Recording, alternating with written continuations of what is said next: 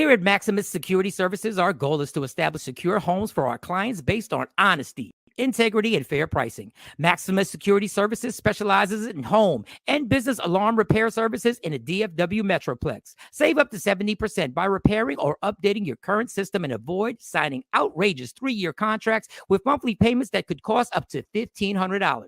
Remember, here at Maximus Security Services, there will be no 3-year contract required for our services. I repeat, no contract for our services. At Maximum Security Services, we repair systems from Ring, DSC, MDENCO, GE, NAPCO, 2GIG, and all monitoring systems. To speak to one of our top-of-the-line Maximus Security System technicians, call 214-377-0342. Our technicians have been rated 4.9 out of 5 stars by our Home Advisor clients. Call today, 214-377-0342. Maximus Security Services, honesty, integrity, fair pricing, no credit check or credit required, and absolutely no hassle about monitoring. To speak with one of our technicians, call 214-377-0342.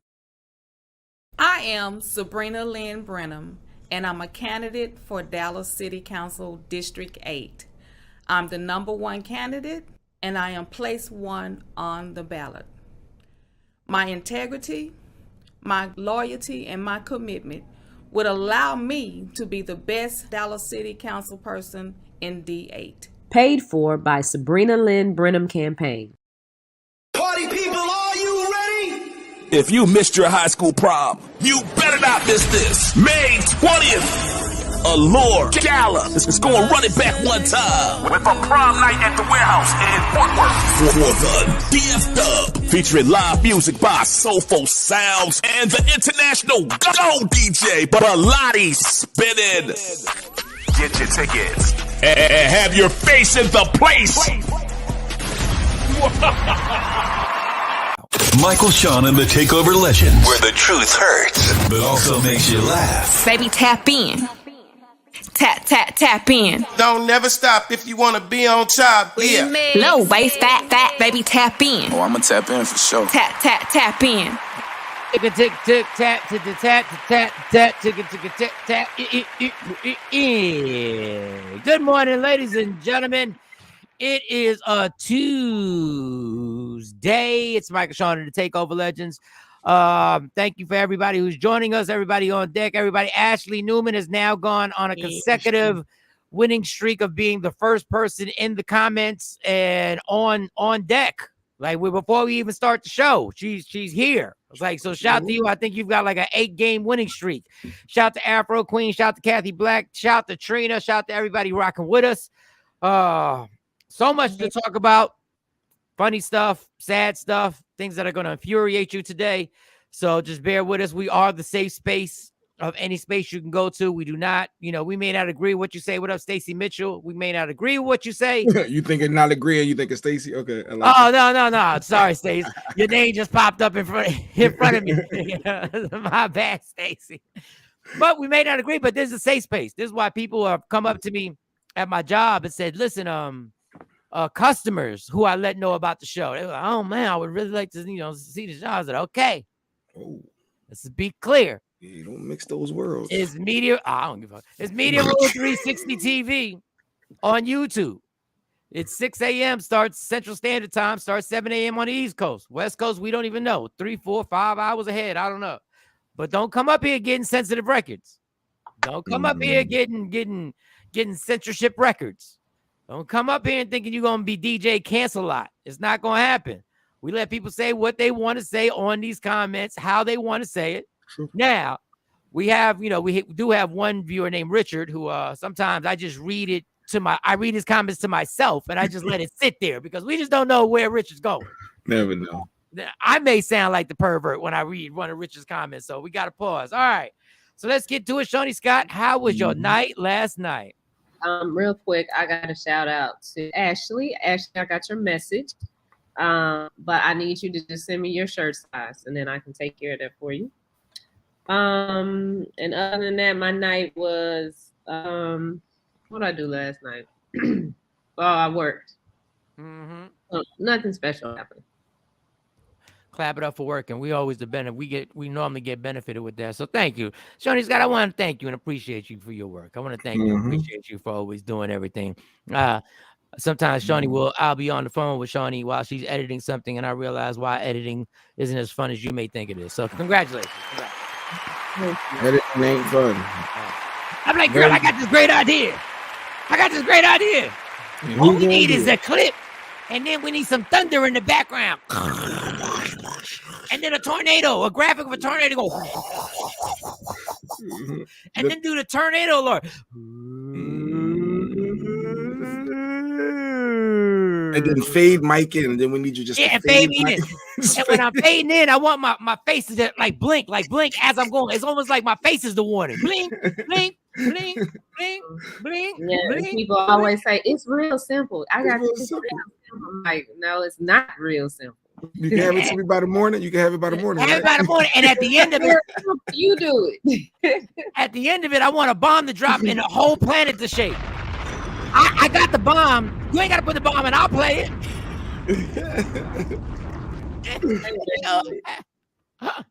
I see why Shawty just be sitting there looking like, yeah, that's a great idea. That's a great idea when all she want to say is, hey, that's all. That's all. But I do have to. We do have to. I gotta say, let's see real quick while I got my little time since I don't have much to say. If you're in the DFW area and you need your alarm service, if you need your alarm service, I gotta say it like this, your alarm system service, then call the commercial that you heard today. Maximum Security is Black owned. A female actually owns that. They can come out and service your community. Yeah, she's a married Black female, so she has some support. But yeah, support their business. And then, okay, that's the only new one that we got up there, but we got a new one coming tomorrow. All right, so make sure y'all support everything that's on there, all the commercials. But you know, like Jay Black's got like an intense security system in his house, in his car.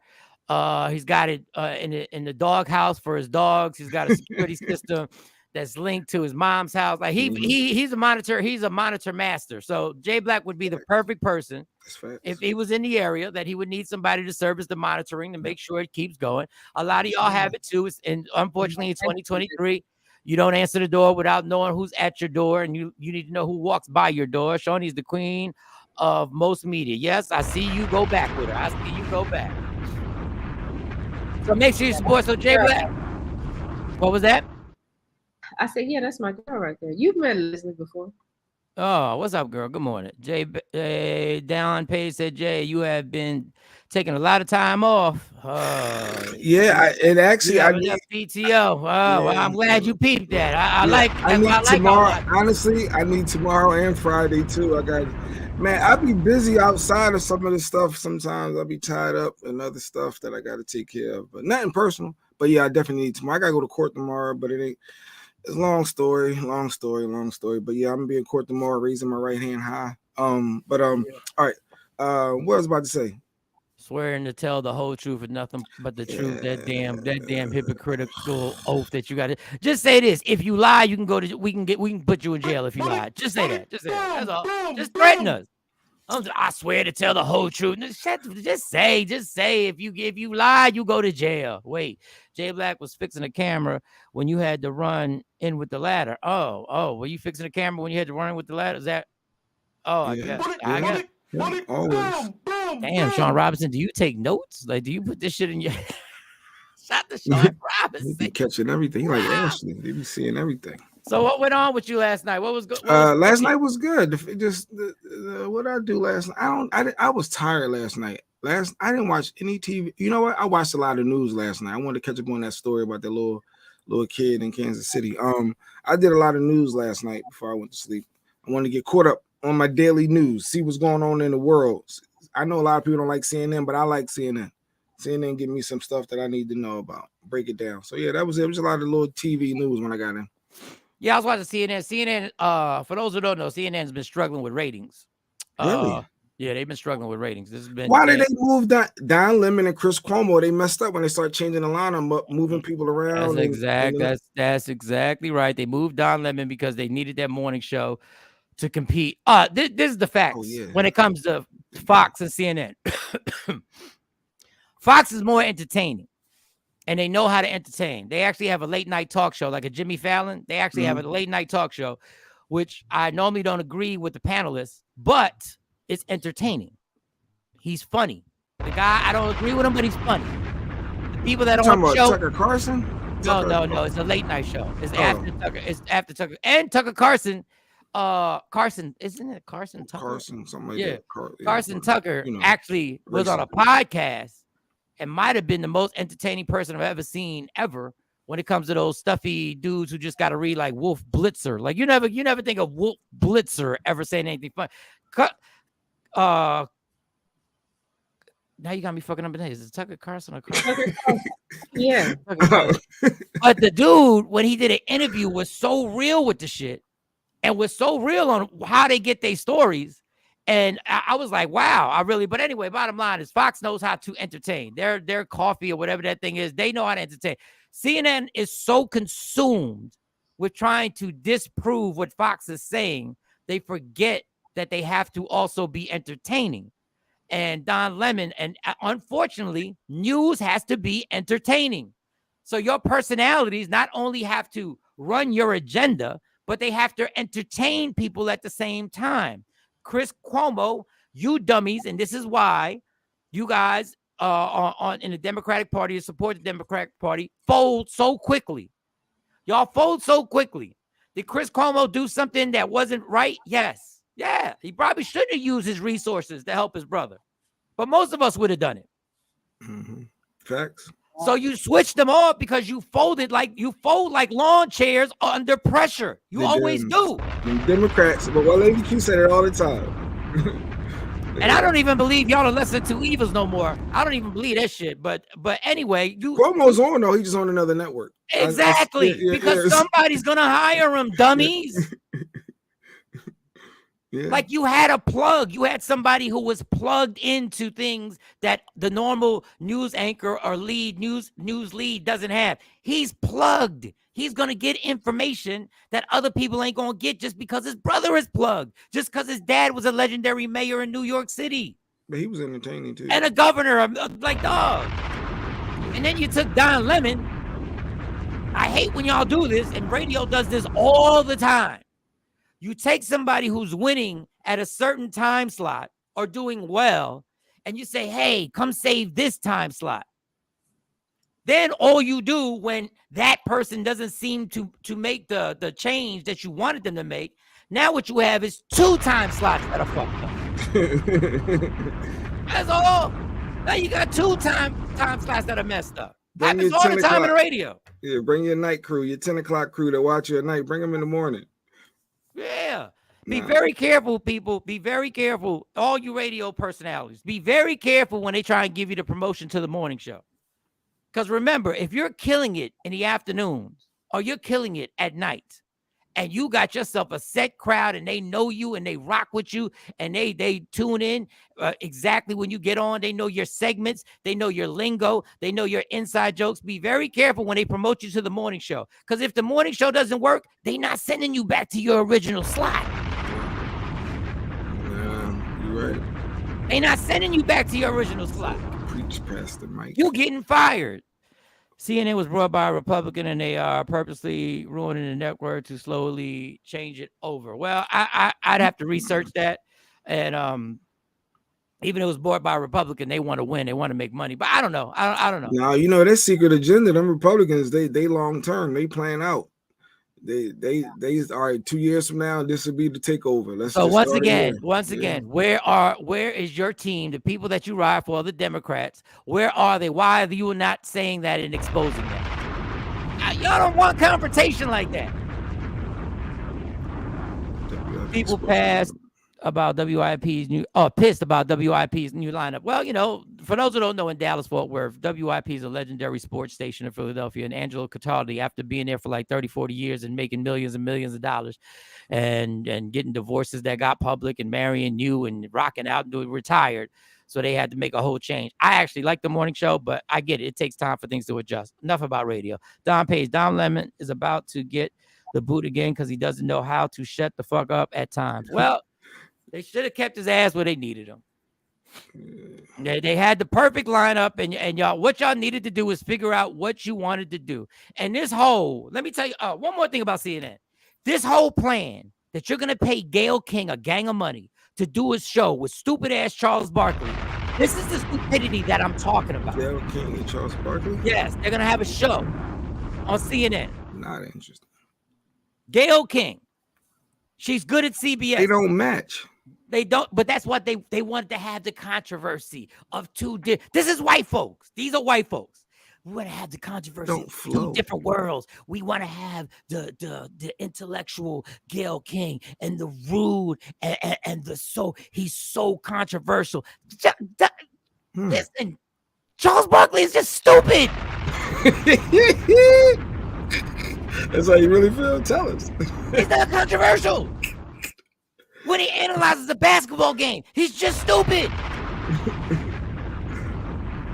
He's just dumb. I can out-debate Charles Barkley on any sports topic, and I can do it after I had 3 double shots. Don't let me be sharp and clear. Well, it'll be a TKO. They'll stop the fight. So they doing a new morning show, afternoon show? No, they're doing some. It's going to be weekly. It's going to be a weekly show. Because Gayle King ain't dumb enough. You can't pay Gayle King enough money to get off that CBS morning show. The way she done put her flag in that damn show and made that shit do what it do. Oh, once again, y'all dummies done sat there in a boardroom with out of 12 people being there, 10 of them are white, one's Indian, and one's black. Good morning. What was the name of the other black CNN anchor? He sort of reminds me of Lemon. I don't even know. There is another guy. It was another so you were talking about the story. My night was fine. Everything was good. So I got a phone call yesterday. Bring. Got a text message yesterday. Mm-hmm. For those who don't know, I went to Harlem Saturday and Noah. And did my thing in Harlem at the comedy in Harlem. And Harlem. It was just weird that on Monday, the first day of the week, I got a phone call to do a show at the Apollo. That's all. Woo! Not the legendary Apollo. That's all I'm gonna say. The dreams are made. That's all I'm gonna say. Rubbing the log. Now, I don't want to be a hypocrite because I always say haters should not spark your fire. What should spark your fire is your desire to meet your potential. That's what should spark your fire. But I'm human. But I'm a human being. That's a big deal back on the Apollo stage. All right, so I'm back over there doing that. So, I'm a human being. Your fire should be sparked by your passion to actually meet your potential and do what you want to do. Because if you rely on haters to get your to get your motor running, guess what? There's gonna be a time where everybody around you likes you. It's gonna be even if they don't really, even if they just bullshitting you. If you in a position where you can manipulate and you can influence things, everybody's gonna like you around you. So what you gonna do then? Where's your passion gonna be when everybody says you the shit?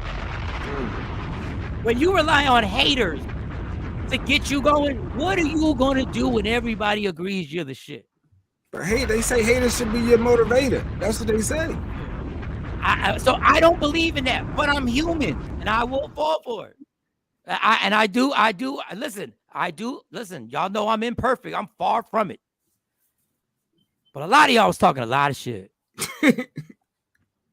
A lot of y'all was talking a lot of shit.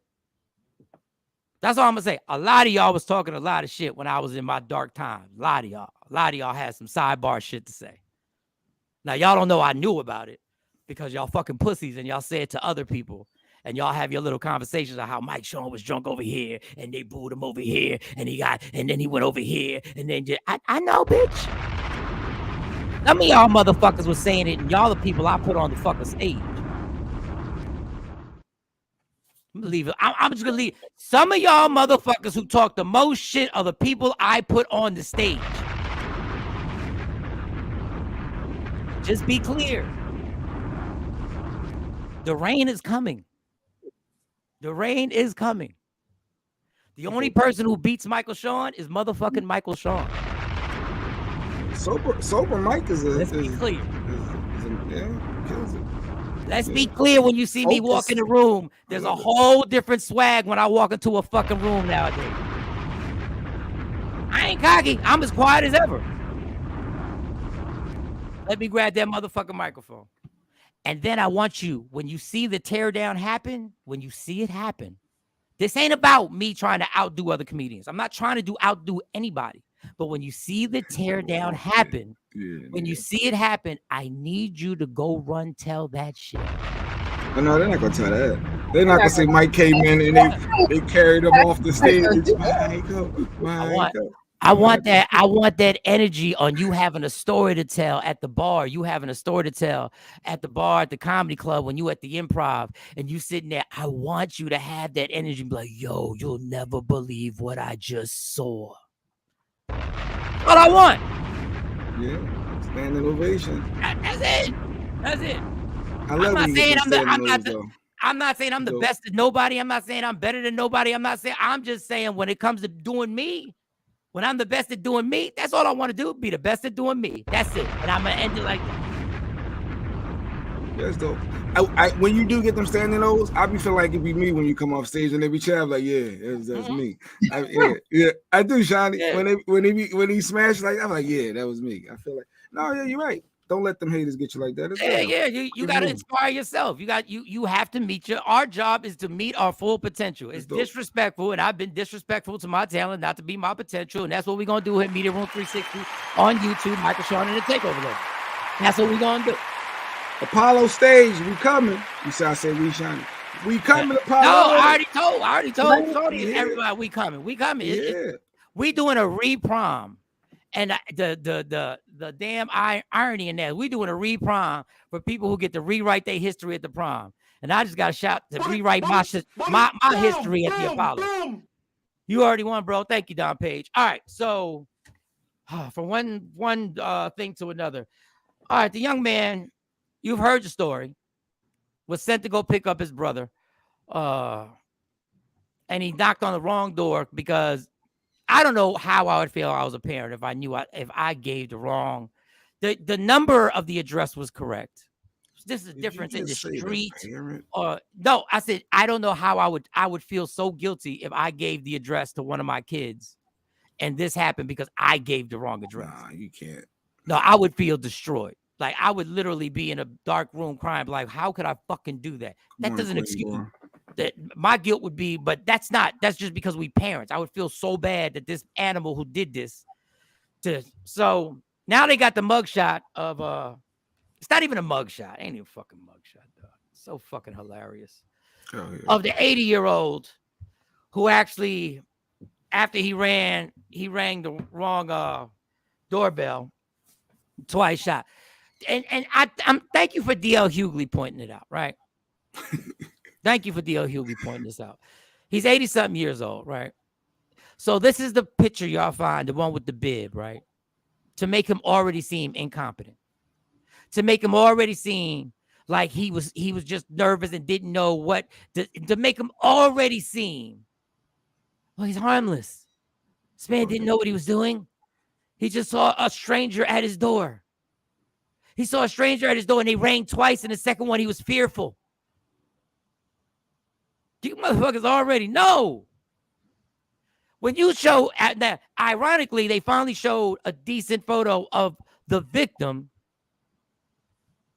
Just miss me. I don't even want to hear about his damn age. Yeah, that picture speaks volumes.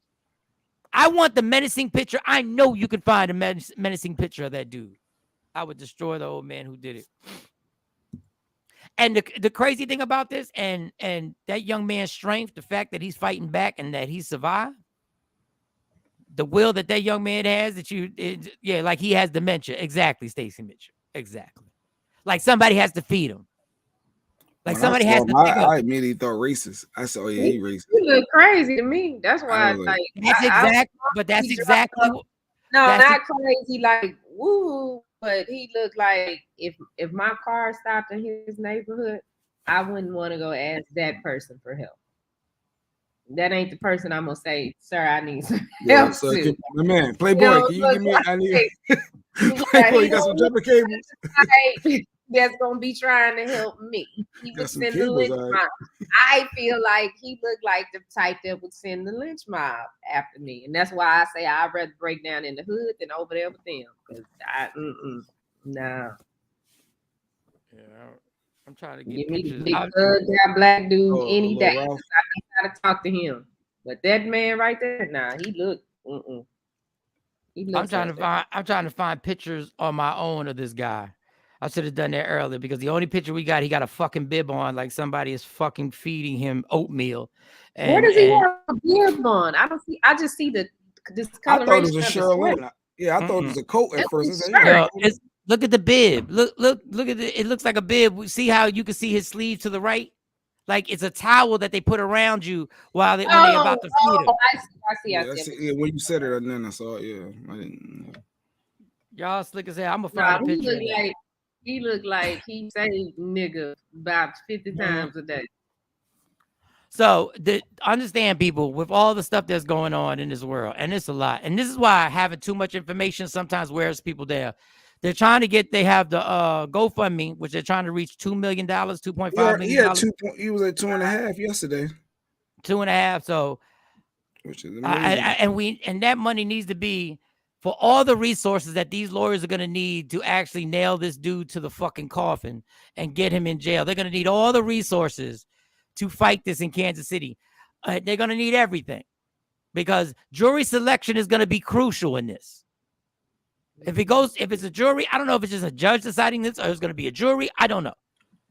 But jury selection is going to be so crucial that people of different races are part of that jury. It's going to be crucial. If that man seems confused in the cross-examination, if he takes the stand and he seems confused in any way, there's going to be sympathy. There's going to be sympathy. So everybody better get their stamina ready because this is going to be a long-going process. This is going to be at least 2 years of this process is going to happen. But for this case? Yes. It's going to be at least 2 years. But I didn't even. If all he did was ring the doorbell, why did he shoot? Well, according to the comments, if you look at the white comments, they saying, because say if the kid was aggressive, the guy, like a lot of the comments online, it's crazy how there's a lot of what ifs related to if, I guess somebody knocking at your door, what if this, what if that? Like no one is actually sticking to the facts. I guess people want to justify it. They want to have a reason to say, hey, that was his house. And I don't want to get deep into this. I just want to put this out there. When we have that many guns in this country, this is the shit that happens and can be excused for gun ownership. That's all I'm saying. It opens a can of worms. But that's legal for somebody to ring your doorbell just because they ring your doorbell, you can shoot them. I don't know what the laws are in Kansas City. I don't know if you get on their property that you can let off. I don't know. Everybody claims they know, but we don't. Don't nobody know the laws of Kansas City. Well, they let him go immediately. They didn't even charge him when it happened. Yeah, they took the kid to the hospital and didn't even charge him. Yeah, they investigated. They said they talked to the guy. They let him go. It went 3 days later is when that Twitter is something else. I guess TikTok or whatever that got this going to people to know about it, and that's the outrage from the people finding out about this is what made them take action. Oh, so this is why the people are outside his house because he didn't get charged. So he's in the house, or is he in jail? No, I think he's going to face charges now. He's facing charge, yeah. But if it wasn't for media uproar, if it wasn't for media, if it wasn't for the media being used for people who made the uproar, because the media didn't make this uproar. Y'all just want ratings, so y'all know it was a big story, so y'all put it out there. Actually, TikTok is the media, and that's why they're that so why they adamant. Get rid of TikTok, Mike? This is why they want to get rid of TikTok. Is that the real reason? That is the real reason. This is why they want it. They cannot control TikTok. See, they already got control of Instagram. They already got their hands on Instagram and Facebook. They already got their hands on that. But they can't control TikTok. That's why in one state it's already banned for you to download. It's going to be banned for you to download TikTok. When they start banning something, it's because they can't control the shit. That's why it ain't got shit to do with your kids. Like in Utah, they're trying to pass that you have to have your parents' permission to actually download TikTok if you're underage. I'm cool with that. But when you start saying you banning something, that's because you can't control it and it's leaking out stuff that you don't want to be seen. First thing I thought was, damn, that could have been my 16-year-old picking up 13-year-old twin brother. So close. That's the first thing I thought. My daughter going to pick up the twins somewhere. Yeah, so Shine, apparently the address was like 115 Street and versus 115 Drive. So he went to the wrong, he had the right numbers, just the wrong block. Like he was just over one and he rung the doorbell. And it was crazy after the dude shot him once in the head, then stood over him. I guess shot him again in the arm.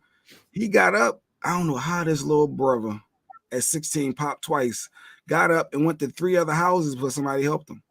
I guess you in it's 87% white neighborhood. So he's not gonna, I need help. I just been shot. And they're like, you ain't coming here. No. Not even calling the cops and ambulance for the little man. So the new Clay County prosecutor announces he's filed 2 felony counts against Andrew Lester in the shooting of the 16-year-old Ralph Yarl. Am I saying it? Yarl? Am I saying his last name right? How does it spell? Yarl.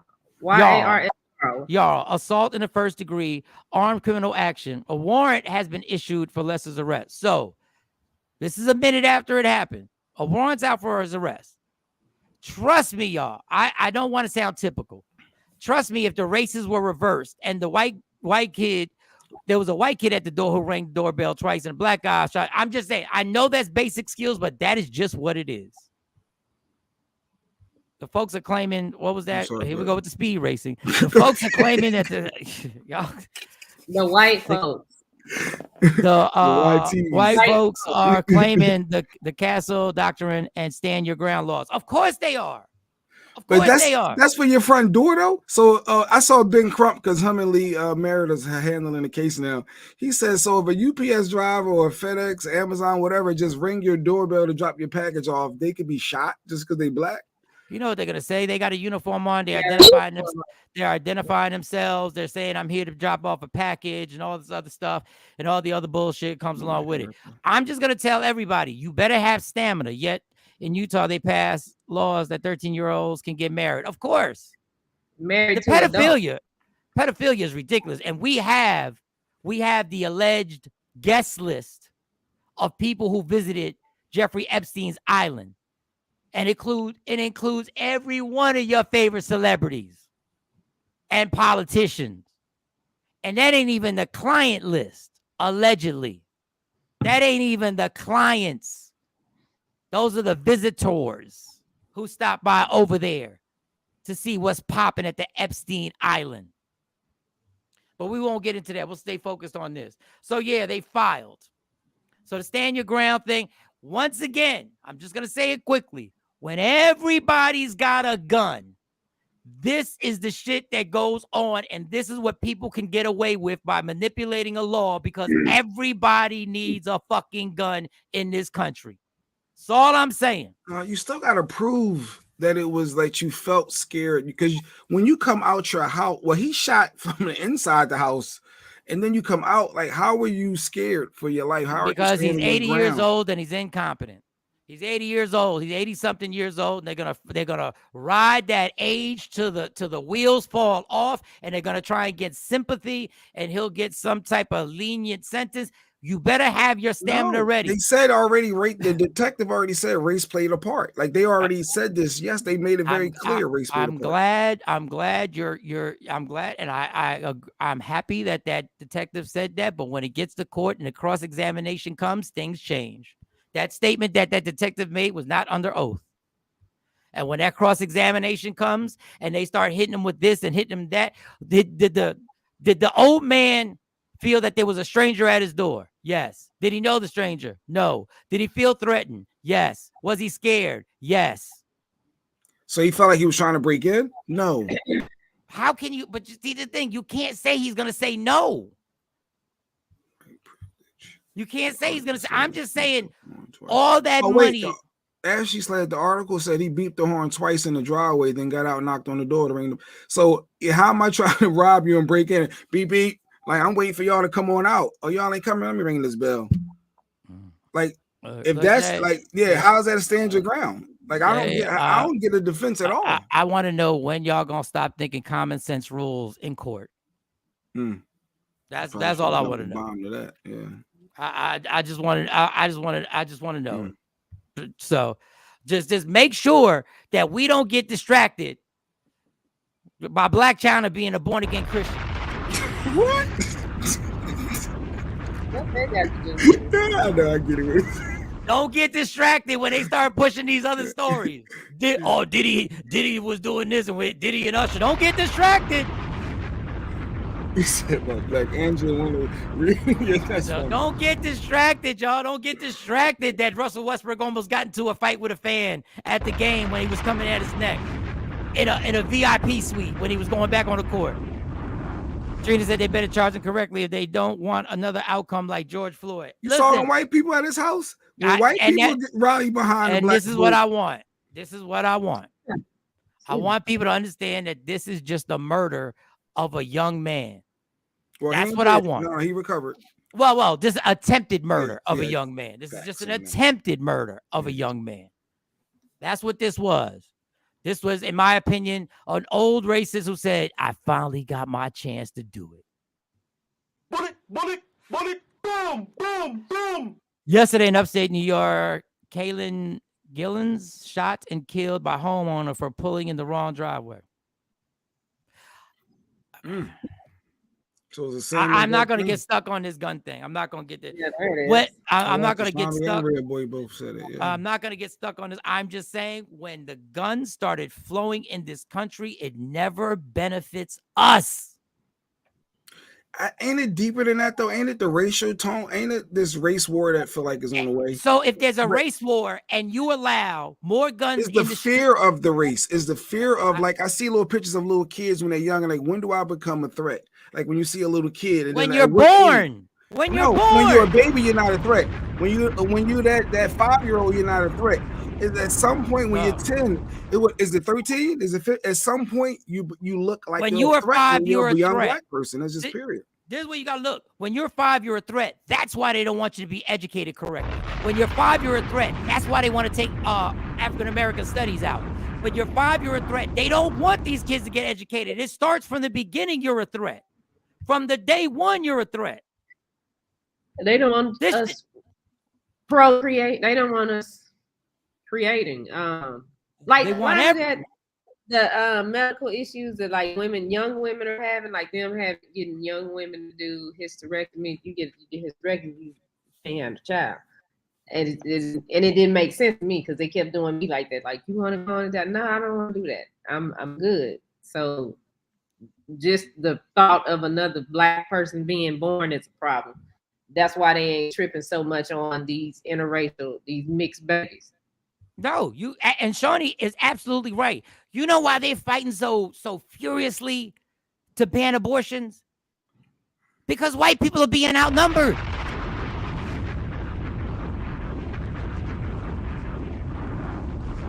So I mean, as furious as we get, I say everybody, as furious as you get, pace yourself. Pace yourself.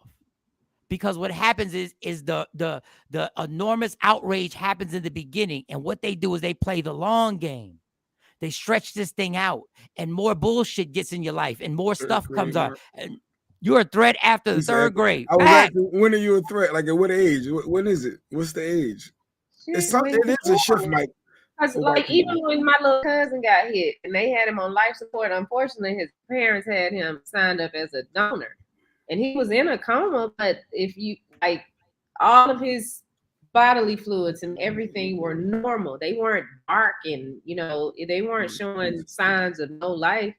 But them people pushed and pushed and pushed to pull that boy off because they said they needed his organs. And I'm like, yeah, they need his organs because his organs work fine. We just waiting on him to wake up.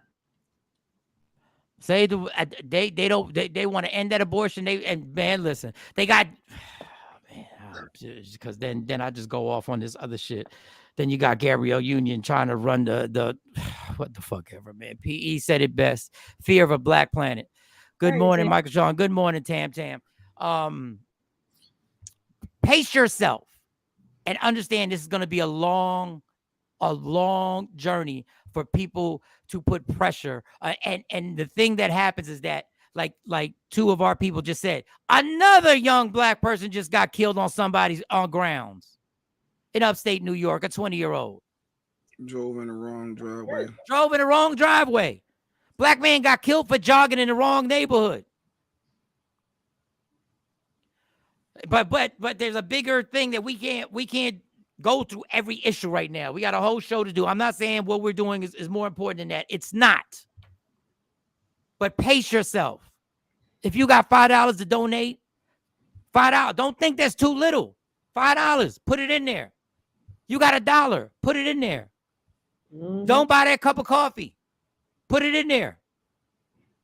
Because they're going to need every high-priced, every expert that they can, every therapist, every psychiatrist, every mental, everybody dealing with dementia or whatever they're going to try and run with this. They're going to have every expert on stand your ground and what it is and what is stand your ground and how is this stand your ground? Is it not? And all that other stuff.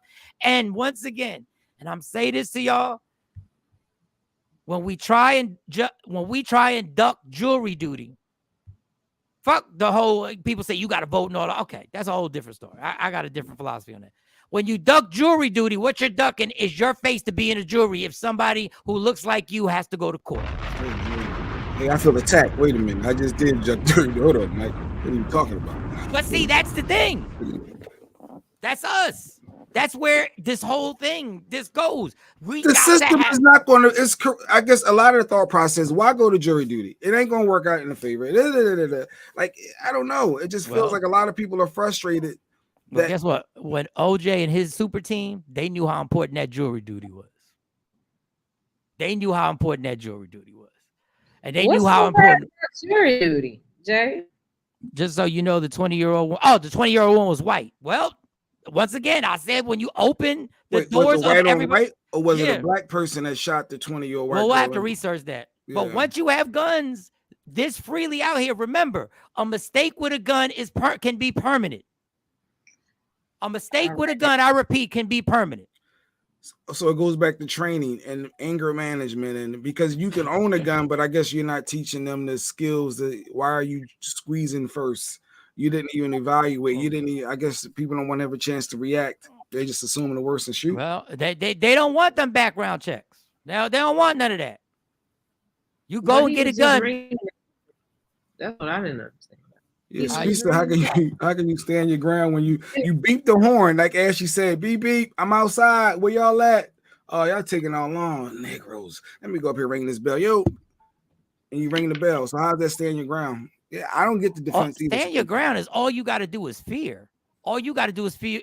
All you got to do is prove that they was a real threat. But once again, I'm not gonna get into the gun thing because we're so fascinated with guns. The rest of the media in New York. The little white girl that got killed the man was charged. That's what she talking about? Yeah, I think so. I think that's what her and Red Boy talking about. Yeah. All right, so let's get to he was I scared. don't know. We want loophole. Yeah, Nia. All you got to do is. I was scared. I was scared. That's it. You fear for your life. I got nervous. And then in other, he was trying to break in.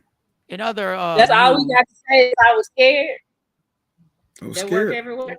You got to prove it. You got to prove that you felt your life was in danger. How do I prove that I'm scared? What if I'm driving down the street and somebody tipped me off and I shoot them? Can I say I was scared? I thought they was gonna run me off the road. I think that's called road rage, and you were in your car, so you could have got away. You're not at your house. If you I was scared. No, but I'm saying to stand your ground, and the other laws about being in your house when they come on your property, they have different. I can't get into like all the other. If somebody is at your door with a hoodie on, and you fear for your life, and you have the front light is off, and all you see is a I'm just telling you, I don't agree with it. I don't agree with it. Every state is a stand your ground state. I don't agree with it.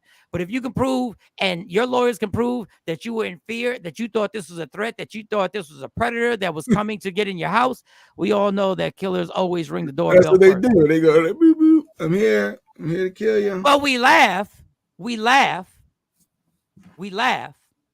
But there have been people who thought the person at the door was friendly, and they rang the doorbell and they were killed. I saw a fake UPS driver, whatever, had a little vest on. He had a gun in his hand, and I guess this guy had his own gun. Surprise, so people do impersonate people, obviously. So you got to be on guard.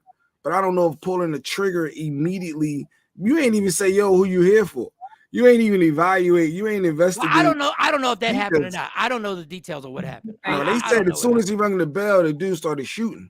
Because obviously, but either way, like you said, we'll see what happens with this case. And they're gonna say the second doorbell, when he rang it the second time, that's when he was fearful.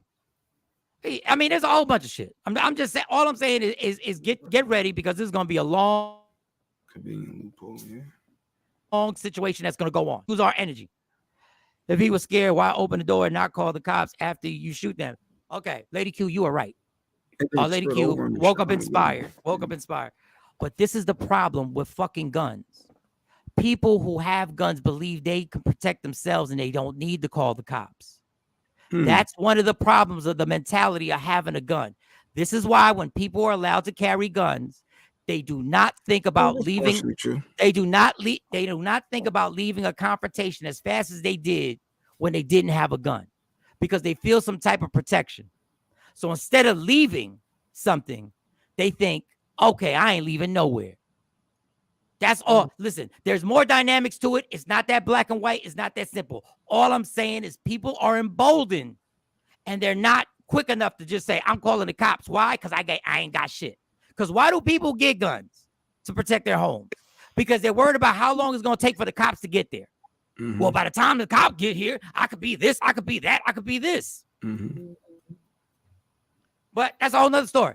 The genie's out the bottle. We never getting the guns off these streets. We're never going to be a gun-free country, ever. As pathetic as that sounds, we can never be a gun-free country, ever.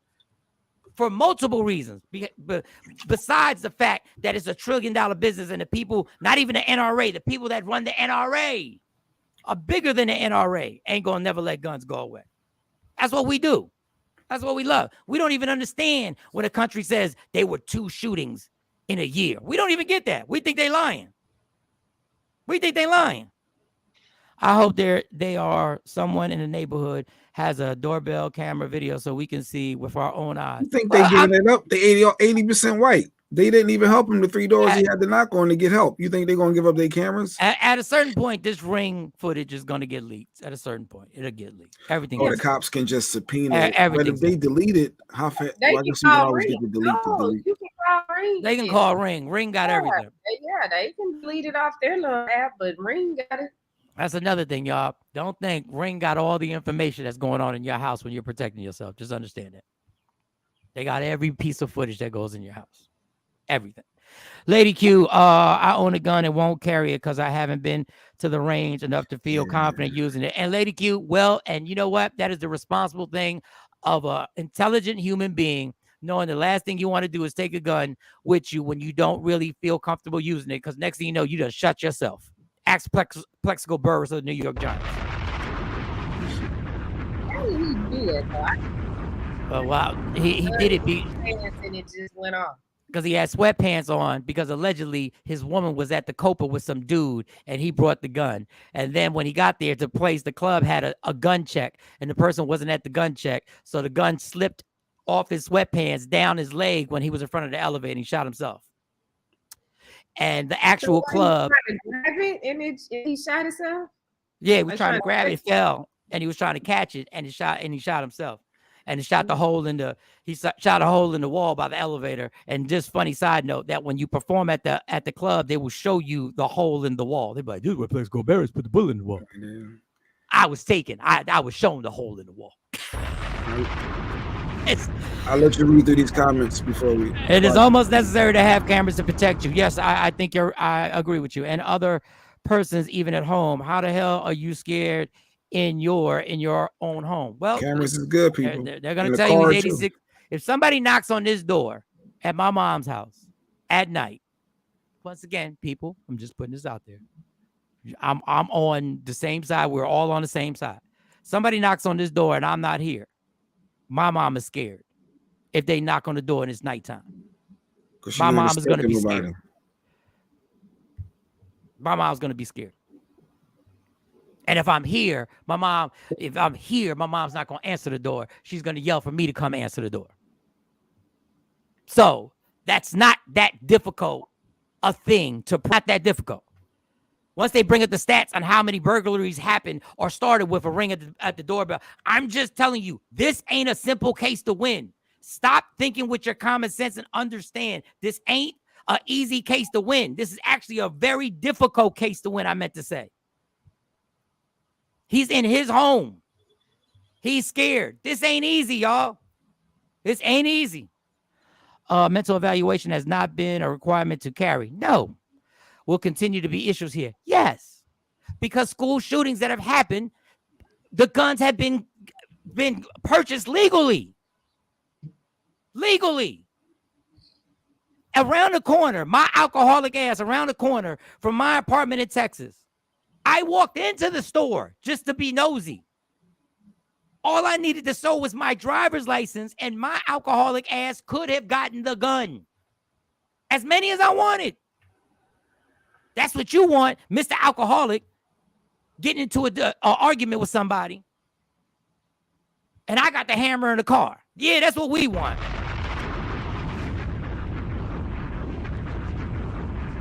That's all I'm saying. All right, and even worse news, we got this transgender lady. She's sitting up here all huskied out.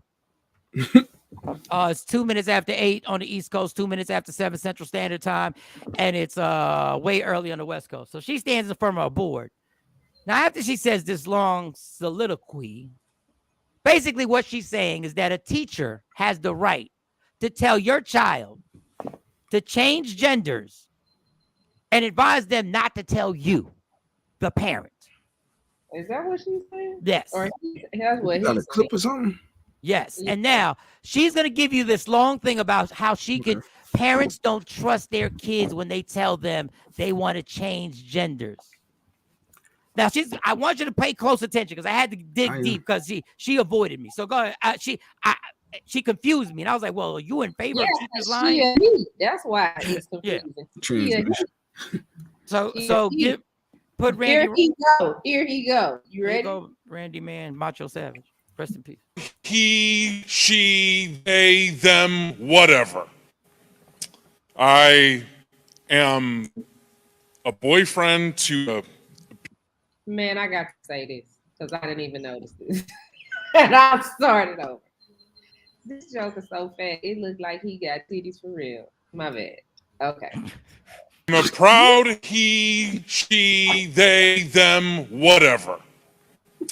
I am a boyfriend to a beautiful woman. I am a girlfriend to a handsome trans man. And I am also a girlfriend to an incredibly beautiful woman. Growing up in this town, my mother always told me to love myself for who I am, not what I am not. Not all of us can be as lucky and have a supporter like that. In fact, I knew friends in school who would bring an entire change of clothes with them so they could dress the way that they felt inside and be free of persecution that they would feel at home or the sideways glances. One of the first things we learn in a healthy family is trust, and unfortunately, some parents don't trust their children when they say, "This is me," and they make that decision for them. That may make the child fearful. Oh, that's the end of it. So basically, the gist is There's one teacher who's already gotten in trouble because she kept the transition away from a parent. So what this lady is saying is that parents don't trust their kids to decide their genders. We also don't trust our kids to drive the fucking car.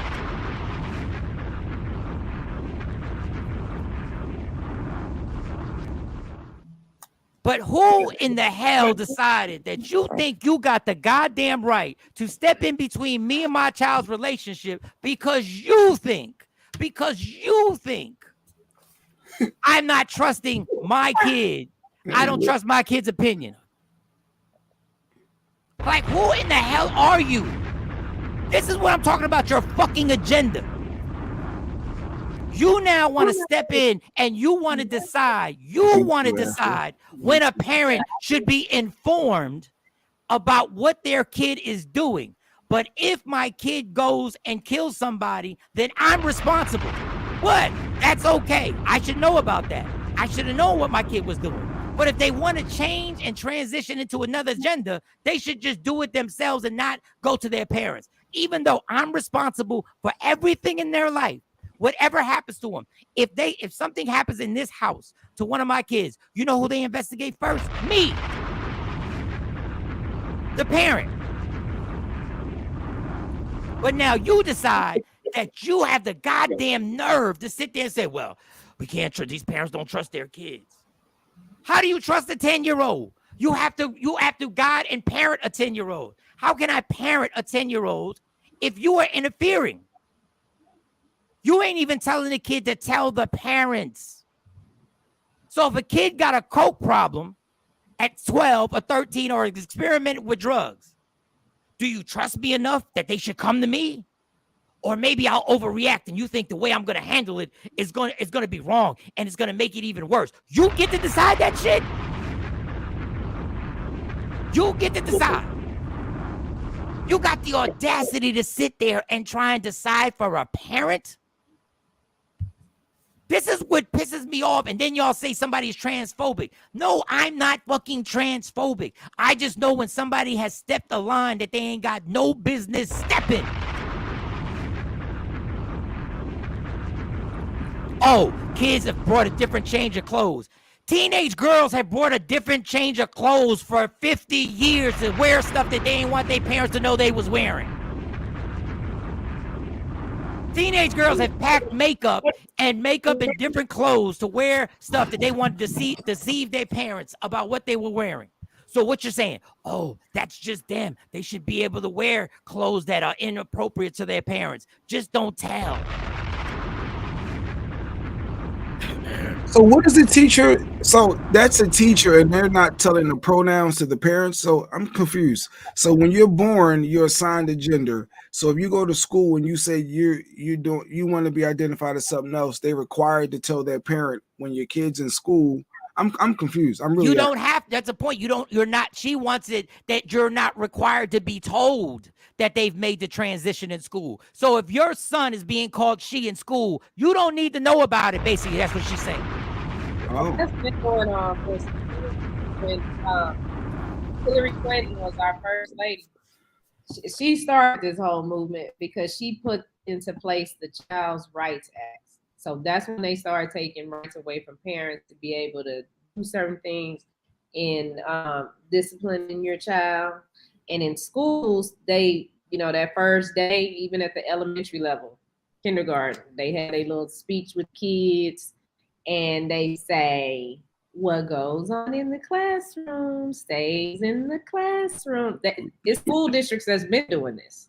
They want to keep what happens at school a secret and don't go home and tell your parents. And I tell my kids, whatever happened at this school, you better come let me know. I know. Now, my kids have never said that. My kids have never said that their teachers said that, but that's been going on. Like what he up there said is not. That ain't new. Lady Q comment, I think it's a fine line because the Republicans scream, let parents parent. Listen, I ain't got a problem with that. And just teach the basics. Yet they want a teacher to run the business they want to know. Listen. Yo, Democrats, let me tell you something. The more I research y'all and the more I read about y'all, there is no lesser of two evils, y'all. Don't let them fucking fool you. There is no lesser of two evils. They're both parties are fucking evil. And they both got agendas that ain't got shit to do with your well-being. Try it over here. My daughter knows. I don't care what the school says. And nor should you, Trina. I love that energy. Nor should you, Trina. My kids know damn well they hit them back. I don't care if you get suspended. You hit them back. And you let them. Tell me when anybody tells them don't tell. That's the flag to tell every damn time. Every damn time. Every damn time. So they touch you. You ain't got to like. So hey, I'm glad you brought that touching stuff up. I'm glad you brought that touch. So when you tell kids to keep stuff from their parents, and you tell them, it's okay to keep it from your parents, what else can they then keep from their parents that you gonna deal with then, son? It's in school. Stays in school. When you get touched in school, don't say nothing. Just bring it to the teachers. We'll handle it. And I'm sure there are a lot of teachers who sitting there going like, why the fuck would you put that pressure on me? Conversation with my daughter every day after I pick her up on what went on in school that day. Facts, Don. We do that too. Anybody bully you? Who says something mean to you? Did somebody touch you? Like every day. What happens if somebody do this? What you gonna do? You gonna all right? Every day I need to enforce that. I got your back. Something happened, I need to know. You got cameras in every city recording everything. You got facial recognition, but parents ain't got cameras in every high school, every elementary school, every daycare that goes straight to their telephone that they can see everything that's going on in the school. Because they don't. Like that, but a lot of them, they have cameras, but they make like in my girls' school, and I get it. When they get to school, they have to turn their phones in. They can't have a phone during the school day. Now at the last period, they give it back to them. But if they had their phone during the school day, it's a whole bunch of stuff them kids could take. Just based off the stuff my kids that came home and told me, and I go up to the school and say, well, why did this, and this happen? And they be looking at me like, how she know all that? Don't worry about it. Because she a good damn parent. That's why. Because my kid's business is my business. All of it. But we go ahead. I just don't trust in schools. I don't. If it were up to me, I would really. Well, it is up to me, but I would really prefer to homeschool my kids. But I get the whole social aspect of it. If I would have started them with them when they were little, that's what we would do. They'd be homeschooled. They wouldn't be going up there with all this. And I'm kicked up. I don't even know because I sent it to Shawnee. We had already gotten off the phone about these little black boys in Chicago jumping a white girl at a door. Man, listen, this world is so fucking crazy right now that I won't even get into that. But if you'll see it, that these young boys posted it, and then these young bitches, I'm calling the boys, said, yeah, we get active. You beat up a white girl in front of a door, dog. You ain't get active. They what? Yes, they jumped a girl, and I sent it to you. But anyway, we'll stay on this transgender thing. I don't want to veer off. One thing interesting that you and Lady Q both pointed out to me that I thought was I've been paying attention to. Every time there's a transgender that's trying to change something or speak out, or I guess it's causing an uproar in a sense for some people, it's always a transgender male. I have yet to see the transgender female leading these charges. Every time. It's just a coincidence. I don't know. Because these stupid dummies don't get it.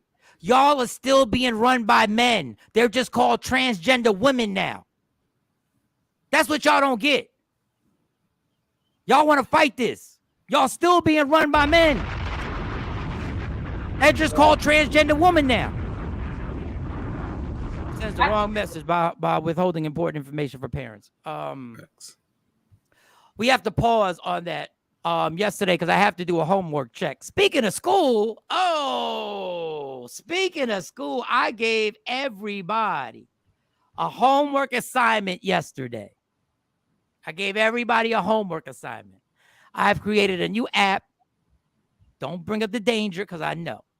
I brought up a new app where this app is called Pass Your Ass, where you put it in your car, you download the app, and it counts how many cars you pass when you're driving. You've been talking about this for years. For years.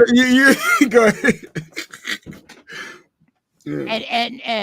And I know all the unsafe things about it. I get it. So we had a whole thing where you would actually compete against other people. And like when you pass 50 cars, like and this would be the opening. This is like the opening music when it says pass that ass. This is the opening. And the graphics are swerving like this. That's the road. It's swerving like this. And then it just adjusts and it goes bam. And then your car pops up. Bam. And then it says the make of your car. Then it has your racing name. I mean, your passing name. And then when you get to 50 passes, like doo-doo-doo, boom, boom, boom, boom, kring-ding, kring-ding, kring-ding, kring-ding. And whatever, let's say you are riding, you are driving with 100 different people. You are now 15th. You have now moved into 15th position. Then you get to 100. Ding, ding, ding, ding, ding, ding, ding. And you driving. Now, do I know this is dangerous? Hell yeah, I know it's dangerous. But with that being said, that app would sell. I know Jay Black already would be looking for the app right now. He'd already be looking for that. You said it was coming down the turnpike. Yep. That would be fun. But why would you be looking for that app, Jay Black? Well, at times I do have motions where I drive a little faster, but I know, like Mike said, excluding all the safety, it is like I can see it being fun, but not dangerous in some aspects. So, but people would do things out of control. But I get it. That would be a fun app. I would download it just to see how I do. I've been in the car with Shawnee. Shawnee gotta be worse. I've been in the car with Shawnee. What? I've been in the car with Shawnee. She'd be in the top 15. No, I said Shawnee gotta be worse. I hear the stories. Mike tell me the stories about I don't drive that. No, I do not. Shawnee would download the app. She'd download the app. She'd download the app. Right. Shawnee, I've gotten you everywhere that you needed to go in one piece. Yeah, so is Jay Black, and y'all both right. I drive.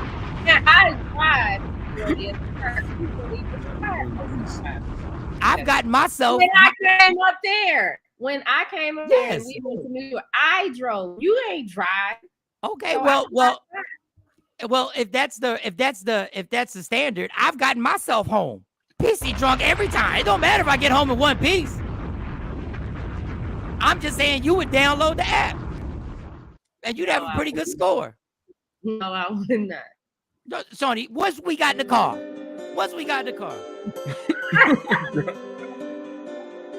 I would not. Pass that ass. Oh, Jay, I forgot the sound effect. When you pass a car, the sound effect goes. Ding, ding, ding, ding, ding, ding, ding, ding, ding. Y'all know. So anyway, my whole point was I told everybody who was watching to invent an app. Marsha says it'll help prevent road rage because instead of flicking people off, you'll get points for passing that ass. Thank you. You know what we I got points to get. I ain't got time for you. Okay, but what they win? So if because you said okay, you get to 15th place. So if you get to first place, then what's the? You ain't gonna win shit, just like you don't win shit on these games that you play now. You win well, like $3. Maybe they get points off gas or something, Mike. Maybe they get some cents off gas. Yeah, you can come up with something that they win. But we don't have to. Shawnee, how much money have you made on the game that you play 6 hours a day? How much? I'm gonna need you to out my personal. No, Shawnee play. I don't.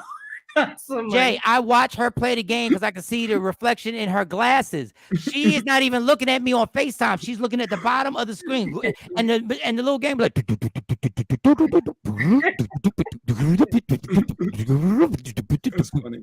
And this is her favorite thing. This game won't let me be great. This game won't let me be great. They ain't even sending no butterflies out. They know they supposed to be some butterflies. They ain't no butterflies. They ain't even sending them out. That's how I sound. This game won't let me be great. I hear that 12 times a day. Playing right now. She probably playing right now. We on here. Yes, sometimes I do. But I lost some money. I think I'm down to like $6 now. $6. That's the high stakes that she rolling with. $6. We ain't gotta get no prize. So I wanted everybody to create an app and pitch your idea. It was going to be a Media Room 360, Michael Shawn and the Takeover Legends Shark Tank. So I want to see how many of y'all actually created an app. Did you have an idea? Did you do your homework? Did you do your homework? Does anybody, because we have somebody here who can actually he can give you advice and maybe make your app become a real thing. Like Pass That Ass, my app I'm going to retire off this shit. Like, let's be clear. But this man knows the ins and outs. His nickname for us, we call him Mr. AT&T. But I don't think he knows that we call him that. We call him Mr. AT&T. But I don't know. Random Rick, before we bring our guests up, got that app. When you loan someone money from Cash App, like PayPal, etc., you get a notification when they get the money in their account. I call it gotcha, bitch. I love it.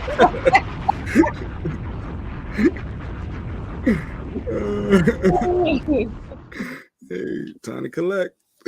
Yo.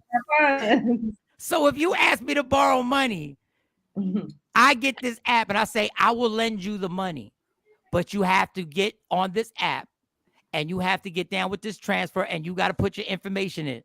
Because if you get the money in your account and you don't pay me back, gotcha, bitch. Does the app just automatically take the money from there? I don't know if it takes the money from there because that might be illegal, but I know that means they got the money. That is brilliant, Rick. Rick, for all the crazy shit you've said on this show, I would like to give you a round of applause for that. I would like to give you a round of applause, number one, for doing your homework. You're on the honor roll. You're on the Michael Shawn and the Takeover Legends honor roll. Nah, but you can go collect. Yeah, you can go collect. But Shawn, you on to something. Mm-hmm. What if you agree to it, and once that money goes into your account, it automatically goes into your account? Oh, shit. And I mean, the bill collectors do that. When you sign up for these subscriptions and stuff, they keep trying to get it. And as soon as you put money there, then they take it. Anybody else before we get Dave? I'm waiting on him to get back in the chair. Then we're going to bring him out. All right, ladies and gentlemen, the man that can give you advice and maybe lead you down the road where your creation of your app, Random Rick, listen closely. This is the man that might be able to help us. I've worked with him many times. He's always been an interesting guest, informative guest. Please put your hands together for Mr. David C. Williams. Put your hands together, ladies and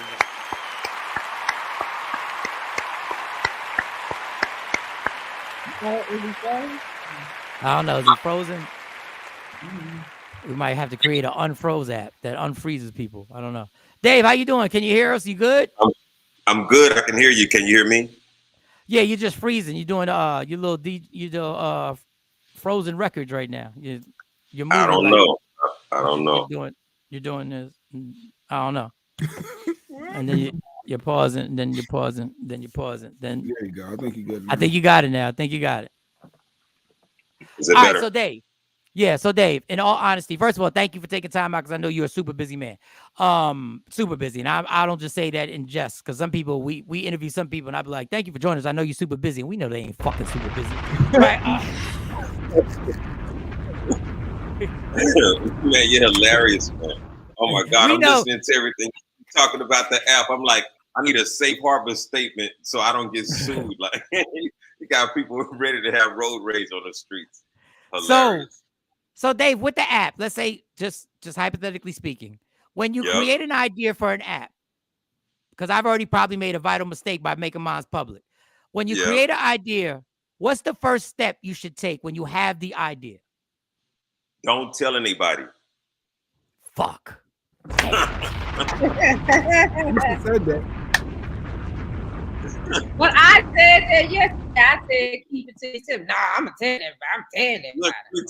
Look, let me give you a perfect example. Somebody just had an idea and they said, "Oh man, we're gonna have this gotcha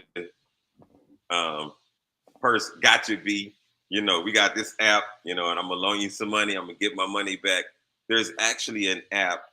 There's a guy in Dallas, a brother. He owns an app. It's called Zirtue. Like virtue, but with a Z, Zirtue.com. And his app is exactly that. You loan somebody money, and when the time comes, it automatically pulls that money back. Oh, and if they say, look, hey Mike, can I borrow $100 so I can pay my light bill? It's already connected to the power company. So the $100 that I loan you goes directly to the power company instead of to you. It's already out there. Sorry, Random Rick. The idea is already out there. Yeah. It's but Dave, but soda is soda. But what app do you think would do better? Does not virtual, but what's it called again? Zertu. What app do you think will sell faster, Zertu or Gotcha Bitch? Which one do you think is gonna sell better? Let me just go ahead and out. This presentation includes forward-looking statements that involve risk and uncertainties. Hold up. And I'm gonna add to Random Rick. When the money gets taken out, an actual voice comes on your phone, no matter where you at. You can't mute it. It just says, "Gotcha, bitch." That's what it says. Like, come on. Come on. Look, but seriously though, Mike, look, with your app, with your passing the cars app, you know, you could add a few things to it. You know, cell phones have accelerometers in them where they can tell that the phone is being moved around. And so if somebody's passing, they might get extra points if they like shake their fist at them or something, you know? Oh, you like this? Or there might be like when the kids would ride by the diesel and do that, there might be like a bomb. Oh. Get extra points for the bomb. You know what I like about Dave? You know what I like about him? No matter how professional he is, no matter how much money he makes, he's still messy as fuck. I love it. Drive by, just be like this. I got an app idea. All Dave, say if it's like it's based around child support, like an itemized aspect to where they get the money when it has to be able to track the spending. Like, can the app do that? Like, it has to go through the app and everything has to show up. And then I think that would make it a lot easier on a lot of people. A child support type app. They would call it a child support checking account. That's what they do it. They're basically taking your bread. Can you imagine that if during child support court, the judge in his ruling actually included both parties had to be part of Jay Black's child support check? They had to get in the app so we could know that the money was going direct. Okay, so Dave, the first step you said is don't tell anybody. That's obvious. I know I already broke that rule.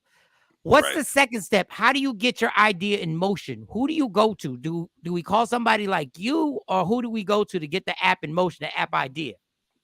Yeah, so it does get messy right here, actually, and there's a couple ways you can go towards it. Some people go down the path of writing a patent and or trademark and all those kinds of things. Some of that's good to get up front because you want to get some protection, as much protection as you can up front. But it might be hard to fully write a patent if you haven't actually made it work yet. And so this is the second path a lot of people take, which is to actually go start turning wrenches, right? They'll get in the garage, they'll go get some computers, they'll start up their own little session or lab, and they'll start to build things. If you don't know how to do that, if you don't have the technical prowess to do that, then you can hire folks to help you with that. There's a number of ways you can go about doing it. I would recommend always go with a toe in the water first, but you could start with things like Upwork to work with folks to start to at least bring the idea conceptually together. Here are some of the things you're going to need in order to make an app like that work. Oh, okay. I'm going to need GPS and accelerometers and Wi-Fi and so forth. And as those things start to come together, then you can start to build the nuance of what it is you're building. The main key, though, is most ideas, even the really, really powerful ones, it's just one iteration Thank you for of what already exists. And so, Apple didn't invent the first smartphone. They just put it together better. Right. And so it's just one iteration of what already exists. And so a lot of times when people are inventing, they will go find something like what they have already created, what they want to create, and they'll start there as a Okay. blueprint to go finish. Got you, guys. Because we know nobody has an original idea anymore. You got, normally there's somebody out there. I'm sure I'm not the only person who started this. So you get the people, you get the tech people who can do this for you. Because technically, I don't have any technical skills, any. Like I impress myself just by being able to play these sound effects. Like I think I'm doing it just by being able to do that. I'm killing the game right now. So now you have the tech people behind you.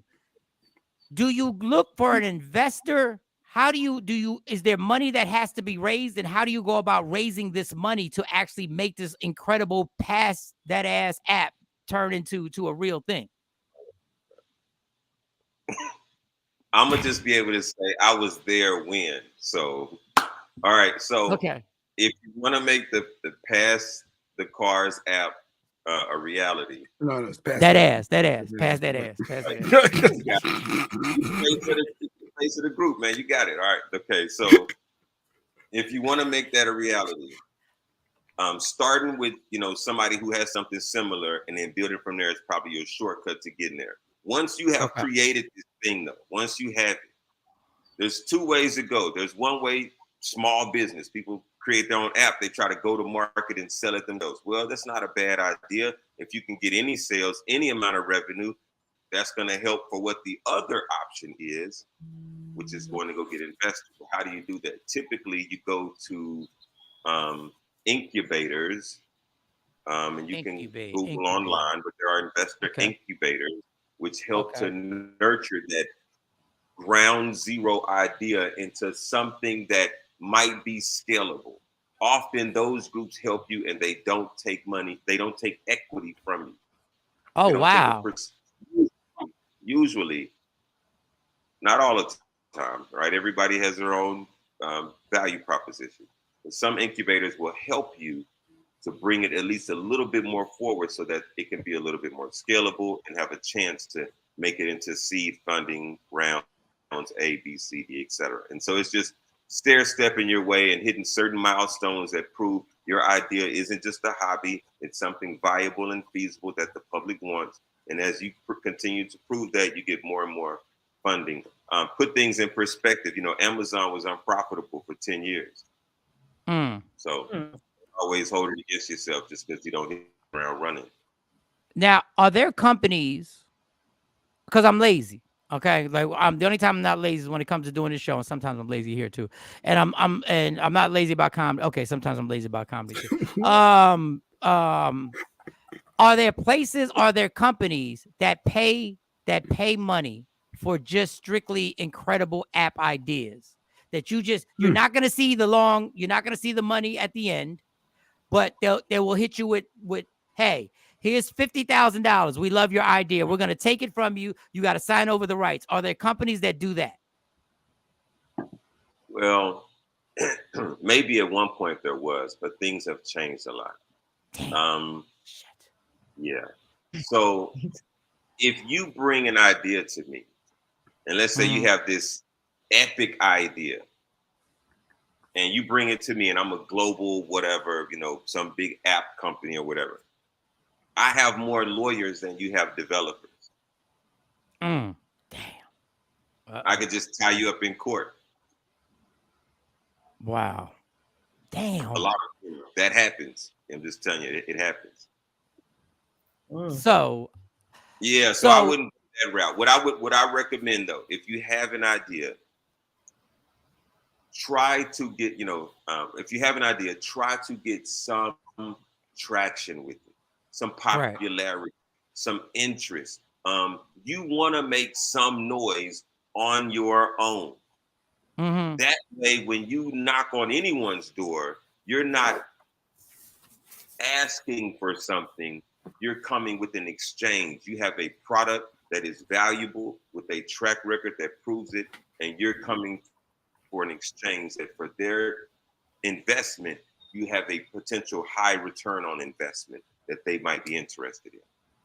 So, Dave, how interested are you on being on the ground floor of this epic app, Pass That Ass? Because I'm giving you the first opportunity to lead us in the right direction. Do I need to do the pitch for you first? Do you need a pitch? Do you need a pitch? No pitch needed, but I do think, maybe we may have to do some diversifying. And so we may have the past the gas app, and then you have aggressive, not progressive, but aggressive. That might be a different demographic we sell the app to. We got 3 or 4 of them. Yeah, man. We take it worldwide. I know what you said, but sometimes people say things. Oh, well, say it again. You could call it bomb. Maybe over in Europe that might, have a better reception. Oh, got it. So we can sell. So our marketing has to be. Yes, I get it. But I know what I heard you say was you didn't want a pitch. But in my mind, what I heard was you want a pitch. So just envision this. So this is how it goes, right? So you turn on the app, right? You turn the app on,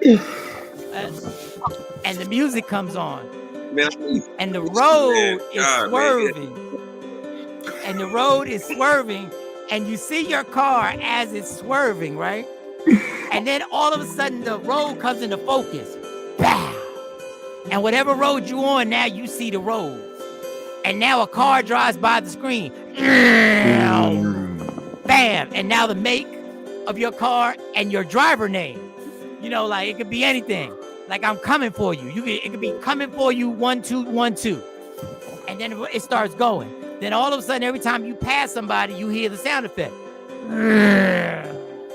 But if you get the 50 cars past, it's like boom, boom, boom, boom, boom, boom, boom, boom, and confetti comes out the air. You pass your 50th car on this travel. And they see your position within all the people. So you could be 25 and you like, it's going to be a long drive. Then when you get to 10, you get bonus points. And we have some animation. A guy comes, a little cartoon character comes and just drops all the points. Like he's making it rain. Like at the strip club, like he's going like this. Look. And then listen, you should put a QR code on the back, and that way they can put their phone up on it. You could call it a tap that. Wait a second. Whoa, we need the music. Tap that ass. Tap that ass. This is evolving. The app evolved. All day. This is why we had you on. Dave, real quick, because I know you're a busy man. Anything that you got going on that you want to talk about quickly before we get into these stories? Because I'm not rushing you, but I know what we're about to talk about. You probably don't want to be a part of this shit. Like you probably don't want to be a part of what we're about to talk about. Yeah. This weekend I'll be in New Jersey having a solar robot workshop with about 70 little girls that are working with a sorority up in New Jersey, and so that's where I'll be, man. I appreciate you guys bringing me on. It's always fun. I love you, Mike, Shawnee, everybody. You guys are great, so thanks so much for it. Dave, you're always doing amazing things, and you're in Jersey. It's ironic. You're going to be in Jersey this weekend, and now I fly out to Dallas this weekend, so I won't be able to connect. Congratulations on everything. Much success. You are one of our most respected guests. You bring the class level of the show intellectually a lot higher. Like our GPS goes up every time. Like you've used 7 words that I don't know what the hell you was talking about, but it made the show look so much better. Man, listen, scholastically, our whole IQ just went up. So give it up for Mr. David. See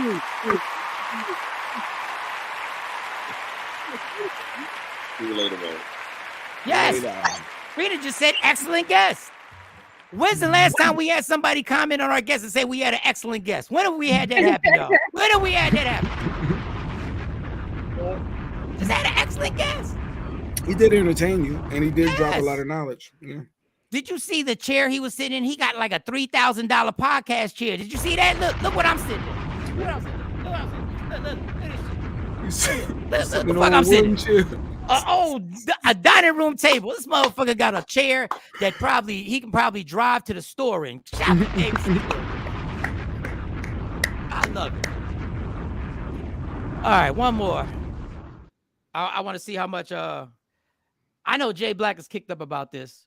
We're gonna do allegedly. Hit the allegedly drop. We're doing allegedly without sexy mode today. We're doing allegedly. It's us. Without we're more. doing. Let's get this mother crawl. Yo, what's up? Baby, let's go. Allegedly with sexy mode. Powered by Media Room 360 TV. Get the soccer player ready. Get the soccer player ready. So every time some mega star gets with a mega star, the divorce is always something that people talk about. You know, legend has it, Michael Jordan's wife supposedly got $300 million in their divorce settlement, and obviously it didn't faze him one damn bit. Michael Jordan went on to be a billionaire, and money ain't no damn problem. Shout to Michael Jordan. I'm not even a Jordan fan, but shout to him for weathering that storm and just making more money. But there's a soccer player who's pretty famous. Probably worth like 40, 50, maybe 80 million, something like that. I'm not a football fan. I'm a football fan. I'm the other football fan. So his wife wanted a divorce. And he was like, cool. So she's a famous international actress also. She got bucks and everything like that. So she took him to court. Well, she's planning to take him to court, but little did she know that 80% of all his stuff, all his assets are under his mom's name. She owns it. So what happened? She wanted the divorce, and now because 80% of what he's worth, he's not worth. His mom got that. So she is now going to have to run them pockets in the divorce. She's going to have to run them motherfucking pockets.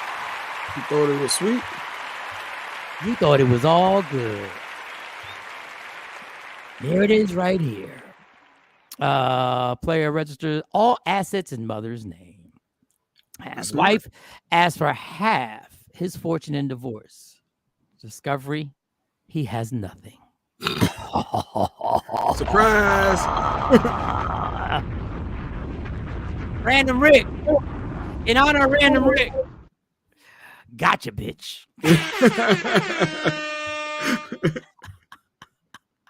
Gotcha. Oh, you and your girlfriends was all sipping on your wine and talk about, girl, take him, get a divorce. Get your bread. Get your money up. He over there running the streets. He think he missed all that. Go get his money. Go get every last dime. Go. I don't even know what internationally what the divorce says. Go get the alimony. He was getting $215,000 a week. Oh yeah, she thought she was getting paid. Yeah, she thought she was getting paid. Oh, she thought she was coming up. Oh, she thought she was ready. And now you gotta pay. Money, boom, boom, boom. And my whole point, I'm not gloating for the guy. Why not? It was smart. It was excellent. It was smart. And for those who don't know, when I saw this, I actually signed all my assets to my mother 2 weeks ago when I first saw the story. So she took all $5,500 I have. So she has it. You ain't getting that $5,500. Whoever marries me, ain't happening. You ain't getting none. But my point this being, and I know y'all, some of y'all ain't gonna agree with this. I think it has to be more difficult for people to get married. And I think it has to be made more difficult for people to have kids. Now, I haven't worked this whole thing out. But I don't think when you get married, I think there should be a rule that everybody knows you get nothing. Either party gets nothing from the other person when you get divorced. It should be a law. You get nothing. Because y'all be willy-nilly just getting married just because y'all want that special day. Y'all don't even really think, y'all don't even know if you're certain you're in love with the person. Nothing. Nobody gets anything. When you get divorced, you go to a judge, they say you are no longer married, and you go your separate ways. Oh, breaking news. We just got a picture from the courthouse, Mike. What man going to switch their accounts in their mother's name right now? Hallelujah. Hallelujah. Praise the Lord. Switch that. That's smart. I think I might do that because he put 80% of all his money go to his mom. He only keeps 20%. Ridiculous. That is ridiculous. That is very actually that's smart. Then marry your mom. Well, I'm just saying. There she go, worrying about what she think you're Lady entitled to. Q. Oh, got Q comment. He an alleged rapist and cheater. Why not? Would switch some shit into your mama's name. Come on. I wish you would. Try it. And Try it. That's actually smart. That's incredibly smart. Well, he's an alleged rapist and cheater. Why not get a prenup instead of being instead of being deceitful? I don't think she's entitled to have because they weren't married long enough. I want people to know before they get married that neither one of you will get any benefit from getting a divorce. See how many I don't even know. See how many people wouldn't be running to divorce as fast as they run to divorce. That is why y'all so. I'm not anti-woman. I bet you Mary J. Blige would love my law. I bet you Mary J. Blige would love my law and how much money she had to pay in that divorce. Both ways. This is the thing that I don't get. Okay, so a marriage is supposed to be set up where the man is supposed to be the head of the house and he's supposed to take care of everything. So why is it a problem when you get a divorce that you can't take care of what you started? I don't understand what the issue is. Why are men so upset with that? Because I'm upset with it because you decided to choose. I mean, that's your problem that you got two households now. What do you mean two households? If you leave, you decide you're gonna be with somebody else. No. This was, No, leave that comment up there, Jay. Number one, your view is not what is your view isn't what's viewed in court. That view is a personal view where you say men are supposed to take care of everything, but that's not how it's viewed in real life. Well, then why they got alimony, and why was it ever set up like that in the beginning? Because a woman didn't say, okay, when you get a divorce, you get half. A man had to put that in law. Now let's just be real. There's no woman put that in law, put that in place in alimony. Well, that's because when the laws were put in their ancient times, men and women weren't sharing the actual bills in a household. And they weren't women back then when these laws were established, that women were the ones making the money and were paying all the bills. My point is, women should be happy about this too if you're doing your thing. My point of doing this law that nobody gets nothing is so you know from the beginning, you better make the correct choice for real. Not just for the wedding day, not just because your mom wants you to get married, not because your aunties think that that's the one, not just because of that. You need to know, and the man needs to know too, that if you got involved with Mary J. Blige and y'all get divorced, you don't get shit. That's fine because that's called a prenup. You can do that. A prenup, you still get money. Well, yeah, that's a prenup. There's an agreement before you get married. So y'all sat down and said, okay, this is what it's gonna be at the end. If this goes sideways, cool. But to sit up and say, you want me to respect you as a man, and you gonna look at me in my face and tell me, oh, I'm gonna put all my stuff in my mama name. Yeah, as long as the laws are what they are, which are unfair, I'm going to be smart and put it in my mama name. And if you want to partake in the spending of the money, then you stay married to me.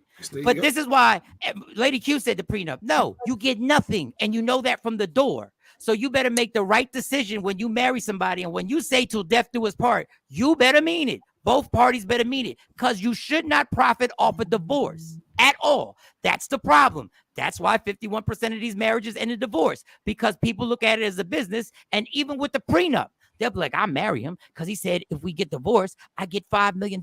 I know he's worth $80 million. I still get $5 million. What was Lady Q's comment before that? You got to let me read them. If that man divorces me, he better give me half because he benefits from me on the daily. This is what I'm talking about. That's what I'm saying, though. And you benefit from him on the daily. What you talking about at the end of the divorce, somebody is benefiting, but in a lot of situations, the man benefits in the marriage because the woman is being supportive. And so you benefit from me. To get to where you were, it was because this person was supportive. So if we decide to go our separate ways, then I think that's ridiculous to put your stuff in your mama's name and not be able to manage and say, okay, if this goes sideways with the person that you're marrying, to say, okay, this is, if we get a divorce, this is what we put on paper right now, and this is what's gonna happen. Period. If it's on that paper is you get nothing, then that's what it is. But say that. Don't say, go hide up under your mama's dress and put everything in her name.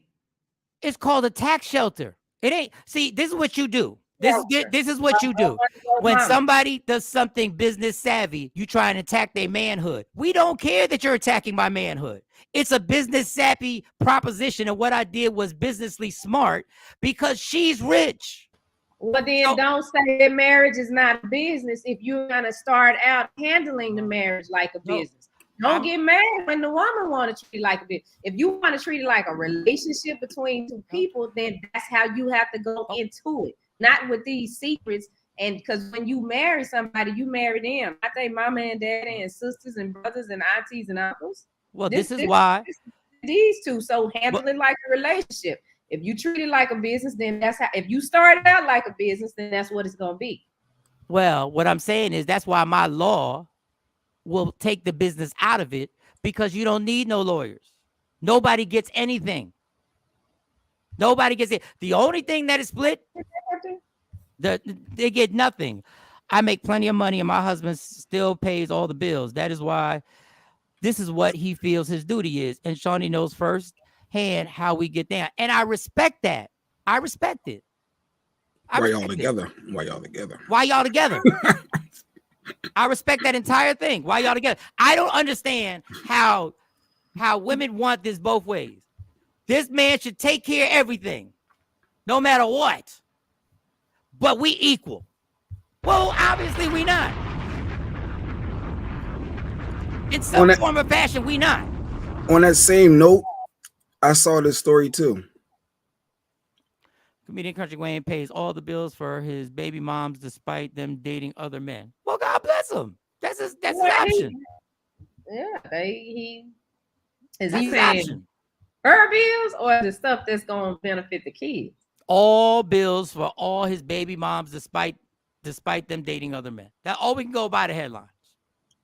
All bills. God bless him. Another man knocking down your BM and you paying for the condoms. You paying for the liquor, that you paying for that weed. You paying for all that. But if he cool with it, why we mad? You paying that bills. Is he paying the rent, the mortgage, the lights, the water? The Rick says he's a sucker. No, those are things that benefit the kids. Shiny by, please. Okay. So the one thing is, all this drama would be eliminated if everybody knew from the door they said I do that when it's over, it's over. It's over. There's no money for either person. And I feel that a divorce should come with a penalty on both parties. Both parties in a divorce, unless there is domestic violence or some type of abuse, both parties should have to pay a $50,000 penalty to get a divorce. Forget the lawyers. You're paying a $50,000 and you got to make payment plans. And you know all this before you get married. And I bet you people's decisions would be made a lot slower and people would investigate a lot more and people would get to know that person, and you wouldn't have this shit of people just getting married. They saw each other and got married a week later and then they're divorced 2 weeks later. Country Wayne child support ain't that much, Jeanette. No. But Stacy said, it's not fair, I guess, if you divorce and you've been living a certain lifestyle and now you ended up homeless. This is what I'm talking about. If this law is in place, you know this from the door. You know from the jump. You need to put plans in place. But see, but you shouldn't be putting plans in place because you think it's supposed to last forever. But you're not supposed to be thinking negative. Exactly. But adults don't want to be responsible for their decisions. And I go to men, and I go to men. All you men out here complaining about the trifling baby mom. But you knew she had a fucked up attitude, but you wanted to hit. She had a fatty, Mike. You knew she was a foul person, but you wanted to marry her because you just wanted to lock her down. You have to be responsible for your decisions. So now nobody gets anything in the divorce, and you both get penalized $50,000 that you have to pay. Now, The answer to this is marry somebody and stay married and raise your family and raise your kids. Yes. Why do men think child support should be used like allowance for the kids? It's to keep the household going in order to provide for the kids. Yes, for the kids. So it's used for whatever, as long as those kids are taken care of. It's not used for whatever. See, this is a contradiction in your statement. The first 3 sentences, it's all about the kids. Keep the household going in order to provide for the kids. Then you say, so if it's used for whatever, oh, you keep it as long as those kids are taken. No. It's used for the kids, not as long as the kids are taken care of. You don't get to do all this and be like, yeah, but it's also the kids are being taken care of. No, Yeah, it's for the kids. To take care of the kids. So whatever I got to do to take care, because you might be late on your child support and I had to use this money to do whatever. So when that come in, yeah, I'm gonna use it for what I need to use it for. No, you're gonna use it for the kids. Because no, I'm not. If I had to use extra funds for the kids and take care of the other stuff I needed to, I'm gonna manage it the way that I need to manage it. And here's my other part. Here's the other part of the law. There is no, like I said, there is no child support. Whoever gets custody of the kids, that's on you. And you know this before you get married. This is what, and I love it because I presented this before in a group of people before, and they were mad. I said, "Why are you mad if I'm telling you before you do it? These are the consequences and what goes on. But you claim you love this person. So you don't want to take, once again, responsibility for the decision that you made. I'm telling you up front. But you don't know if the person is going to flip. That sounds all good. I think that's ridiculous to say if somebody had kids with somebody that one person is just responsible for. That's ridiculous. Both parents should be responsible for the kids. And some parents don't know how to take care of what they're supposed to take care of. And that's why the courts have to get involved. That is ridiculous. If that is the case and women and men are supposed to be 50-50, then that has to change completely across the board. You can't expect me to be 50-50 and let you talk crazy to me and tell me what I can and can't do. And I got to be 50-50. Then you should have figured that out before you got married. That's ridiculous. No, because you made a bad decision. You found out you made a bad decision. You chose that. No, it's not necessarily that you made a bad decision in the beginning if a person flips the script on you. And it happens all the time. It happens on both sides. You get married to the person, and then all of a sudden, this other person show up. And I don't know all I'm telling you is that's how risky it is. That's how risky it is. And that should be, people should be scared before they jump into marriage. What if the courts favoring women in divorce is to keep the man working just a job, not progressing in life, so they keep them where they want them in society? Random Rick. Well, that could be true. I'm just, listen, man. Nobody wants all this willy-nilly marriage and all this other stuff. I'm just trying to help everybody to make a decision carefully before you jump into something. Because people are jumping into marriages every day for the wrong reasons. So now these are the rules. That's it. I'm just trying to do my part for the community. I'm just trying to lift the culture. That's all I'm trying to do. 858.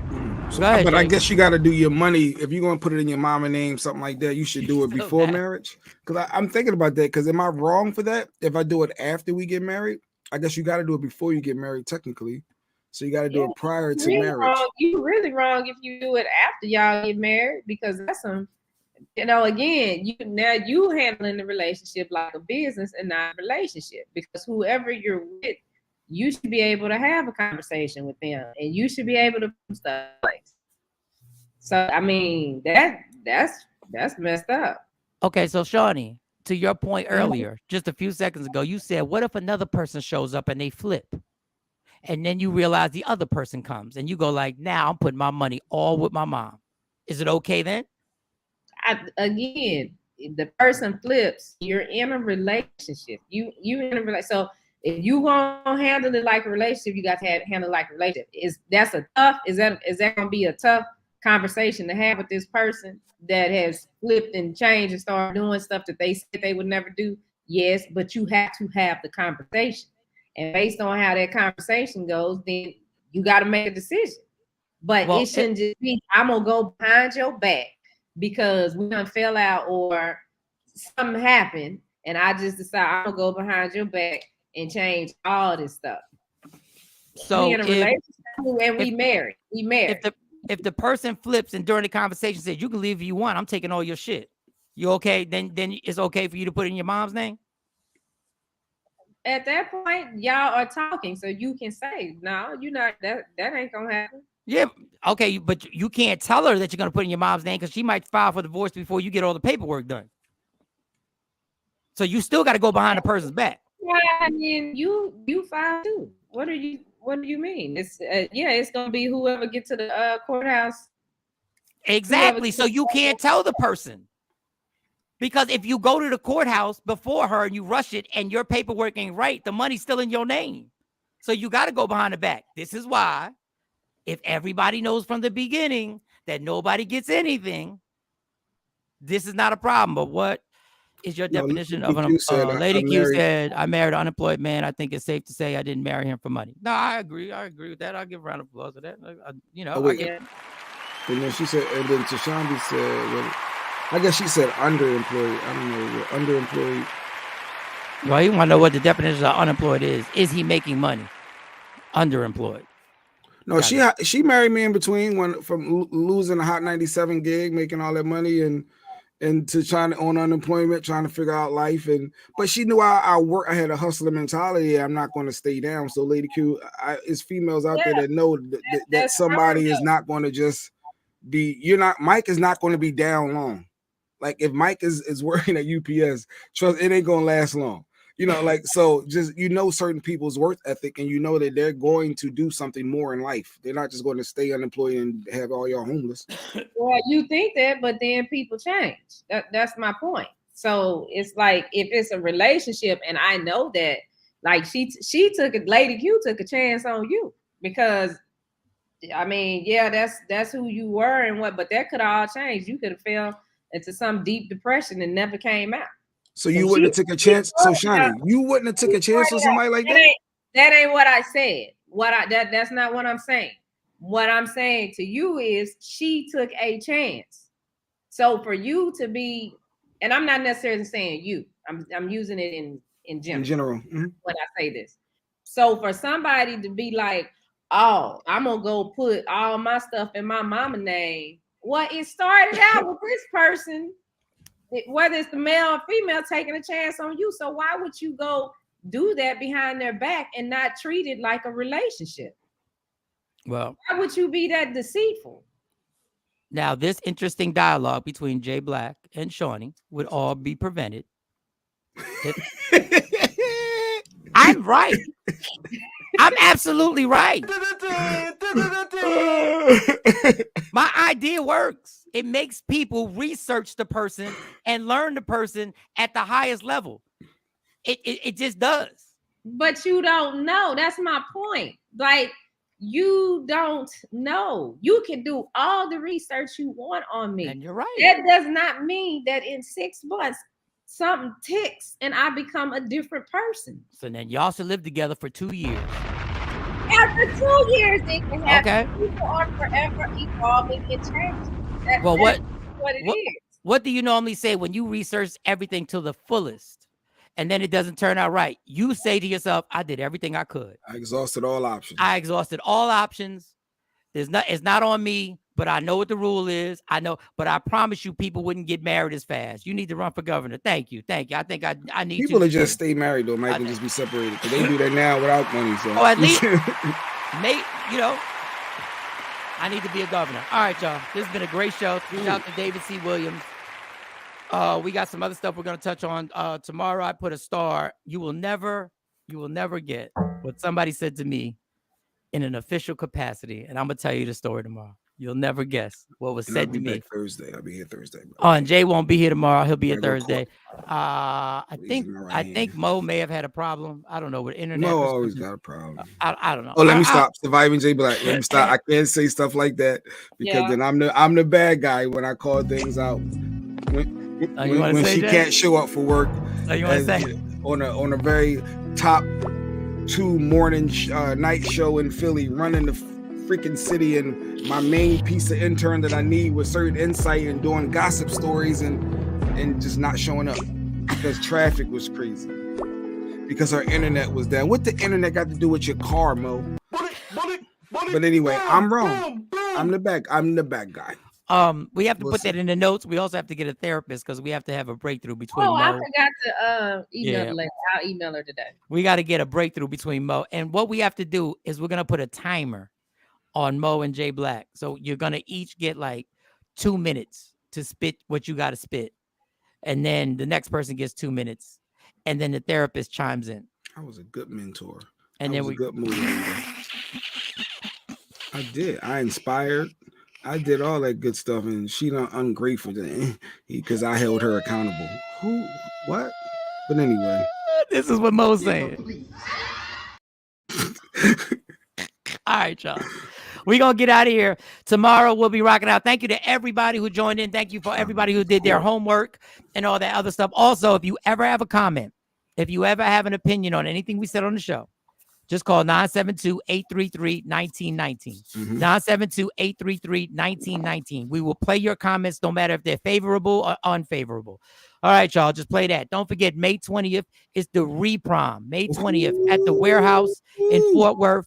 If you want to get your tickets, if you had a whack prom, if you had a disastrous prom, it's going to be in Fort Worth, Texas. Michael Shawn and the Queen of Media Room 360, Shawnee Scott, will be hosting it. We getting down the Soulful Sounds, the legendary band Soulful Sounds is performing. DJ Go Bellotti is going to be spinning. He's on a set. I'm going to be, I got that mic, so you never know. It might be 20 minutes worth of comedy. You never know what might pop off. There's an open bar from 8 o'clock at night till 9 o'clock. 1 full hour of open bar. Get your tickets is it Event Create? Event Create. Yeah.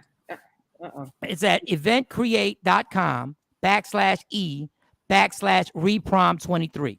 Go to that website and get your tickets. I promise you, the open bar alone is worth the ticket prices. And the performances are going to be crazy. The band's going to be crazy. The DJ's going to have you turned up and you get to relive your prom.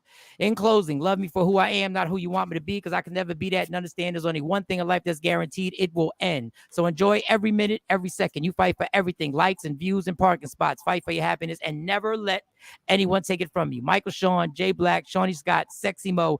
Don't forget, go to Media Room 360 TV on YouTube if you ever miss anything. Media Room 360 TV on YouTube is where you catch up on all the stuff that you missed. Yeah.